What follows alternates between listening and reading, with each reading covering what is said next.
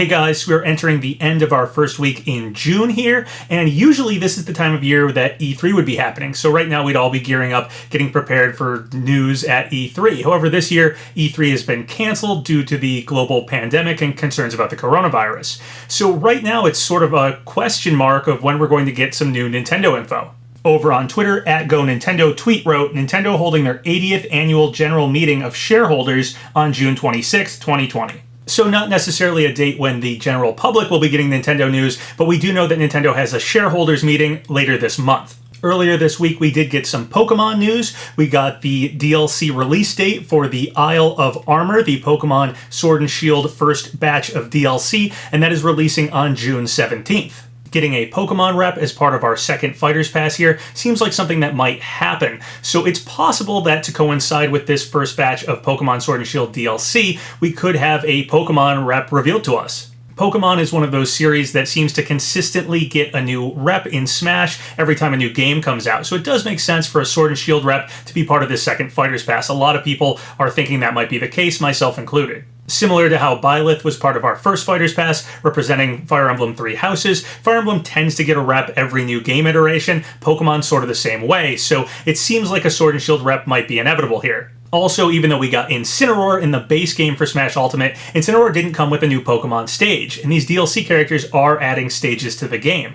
So with Sun and Moon being our last generation and kind of missing out on a new stage with Incineroar, it's possible a Sword and Shield Pokemon could show up, and we would actually get a brand new Pokemon stage for Ultimate. It would just be like Galar themed, or possibly even the DLC themed, which would really push sales for this Pokemon DLC. We have plenty of potential candidates for who a Sword and Shield Pokemon rep could be for our Smash DLC.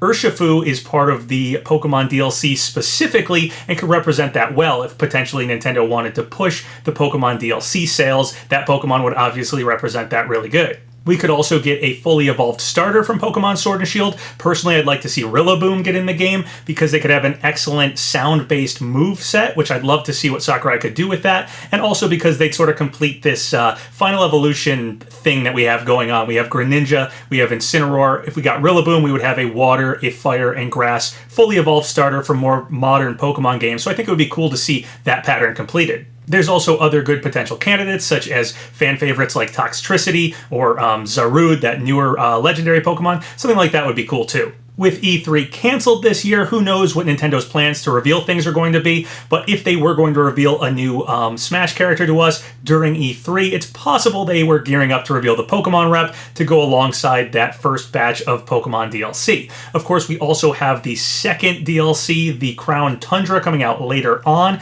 so potentially we could still get a Pokemon rep. Maybe it'll even promote the DLC, but it could happen later on down the line, maybe coinciding more with that second DLC for Pokemon Sword and Shield. Over on my Discord, Denove wrote, when we had the Pokemon Direct in January, we got the Byleth presentation a week later.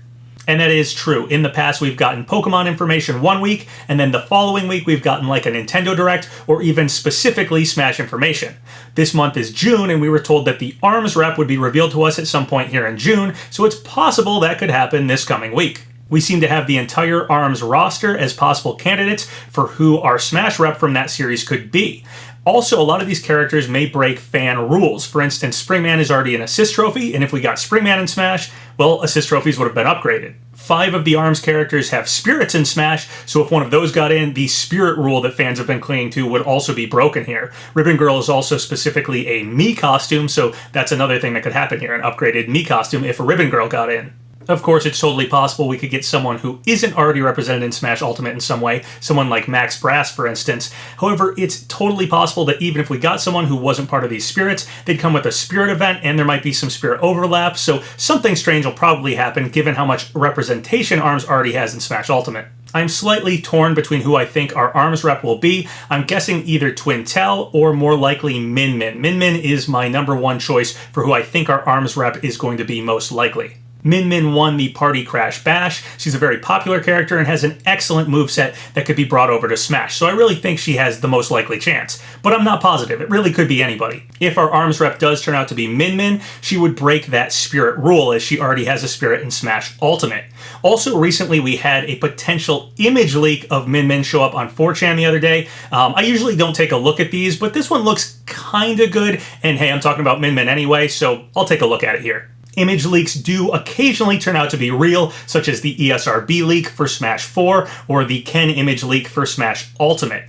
This one coming out so close to when we'll probably be getting our ARMS rep announced seems like it might be worth looking at. Of course, we also have plenty of image leaks that don't turn out to be real, such as the Grinch leak, of course, or the artsy Omni Rayman leak. And we also have some image leaks that are just sort of floating and we're not sure if they're real or not, like the Kako Mallow leak. Anyway, here is the Min Min image leak. This popped up on 4chan the other night. It is a new model of Min Min. I haven't seen this one before. Also, it is very similar to her victory pose in the ARMS game, but it is slightly different. You can see the bottom of her shoe is slightly different. Her pose is slightly different. Her clothing are also reversed, so if this was just a mirrored image of her victory screen for the ARMS games, that would be some attention to detail there, actually reversing the images on her clothing. We also have a brand new symbol for the ARMS series on this image, that boxing glove with the kind of extended spring look to it. That's a brand new symbol. I would think they'd choose a symbol that's already in ARMS, but it's possible to represent the whole series. They may have come up with something new like that.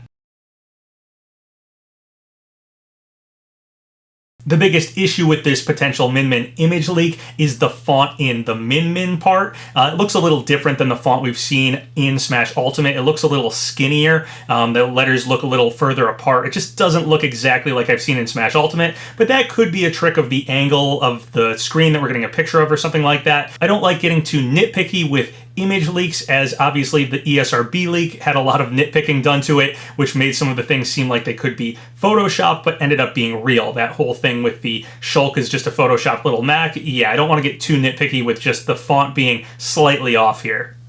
Overall, I don't think this image leak is legit. I think it's probably fake, but hey, I think Min Min's probably going to be our ARMS rep anyway, so I figured I'd give that one a little bit of attention here. I don't know for sure when we'll get our ARMS rep finally revealed to us, but it should be at some point this month, with that shareholder meeting happening later on in the month and E3 usually around this coming week. My guess is probably pretty soon here, but I don't know for sure. Hopefully sooner rather than later. I do suspect that initially Nintendo most likely meant to reveal the next character after revealing the ARMS character at E3 here. But now that E3 isn't happening this year, who knows what Nintendo's plans for the next character reveal will be. It's very possible we may just get the ARMS character revealed in some sort of Sakurai showcase, but we may not get the next character revealed. It's also possible that Sakurai showcase could end with a reveal trailer for whoever our next character is. I don't know for sure. Hopefully they'll give us some sort of warning and heads up before they reveal who the ARMS character is, as with the Nintendo mini direct they did when they told us it was going to be an ARMS character. They just sort of shadow dropped that on us, and I got spoiled before I could actually even watch the video that an ARMS character was coming. So I really hope to avoid spoilers this time. Hopefully Nintendo will give us a bit of a heads up before they go ahead and release some sort of video revealing this sort of stuff. I don't follow League of Legends very closely, but it seems a new roadmap, I guess that's what these are called, has come out that really suggests that Dante from Devil May Cry may be coming to League of Legends. It says, calling all thrill seekers, do you like to laugh in the face of danger? Do you enjoy stringing together abilities, creating stylish new combos? Does the idea of diving straight into the fray, firing a whirlwind of blades and bullets, then hopping back out with a sliver of health excite you? If you answered yes to any of these questions, then we may be releasing just the champion for you, a new marksman dressed to slay, coming later this year.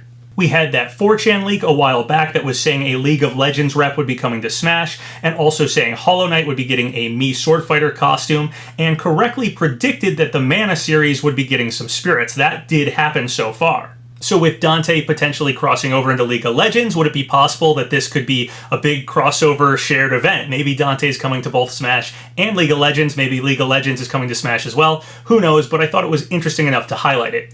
Also, just to be clear, that League of Legends stuff doesn't necessarily guarantee Dante's coming. A lot of people think that's who it's hinting at. Though a lot of people do think Dante for League of Legends is what that is hinting at, it is not guaranteed. And then finally, a new Famitsu article from Sakurai has been translated by Source Gaming. Over on Twitter, Push Dustin wrote, the basic takeaway from the column is just let Sakurai enjoy games. Please stop reading into everything he does. Not everything is a hint for the next Smash character. The article specifically says, I normally play a ton of games, but if people find out what kinds of games I'm playing, they have a tendency to start making a fuss over. Did Sakurai just confirm so-and-so for Smash? These misunderstandings spread like wildfire, particularly in countries abroad. I have to be extremely careful so I don't write about what I'm playing on Twitter, and I have to decline appearing on TV shows or programs that highlight a specific game. Push Dustin later wrote, and I know a lot of people and outlets are interested in what Sakurai has to say. Smash speculation is a lot of fun, and I'm not trying to be the no fun allowed guy in the scene. In the end, I have been partly responsible for how people view Sakurai, so I guess the message I'm trying to convey, sorry for the ramble, is that I think it's important to remember that Sakurai is a human being, and I hope I continue to relay that message to fans. So essentially, Sakurai doesn't like talking about what games he's playing or appearing on programs specifically for certain games because people are going to read into that about Smash.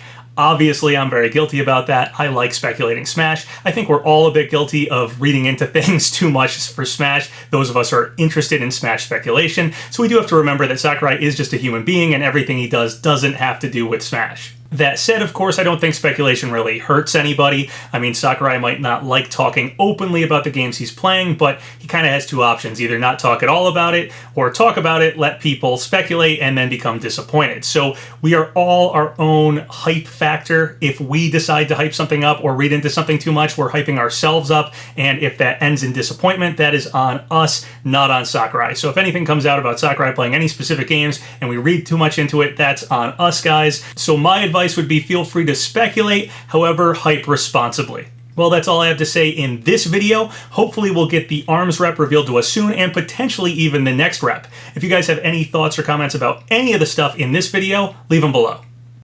So once again, thank you guys for all the subscribes, all the likes. It really helps out the channel. So if you haven't subscribed yet, go ahead and do so, or like the video, or leave a comment, whatever you want. Until next time, have a good one.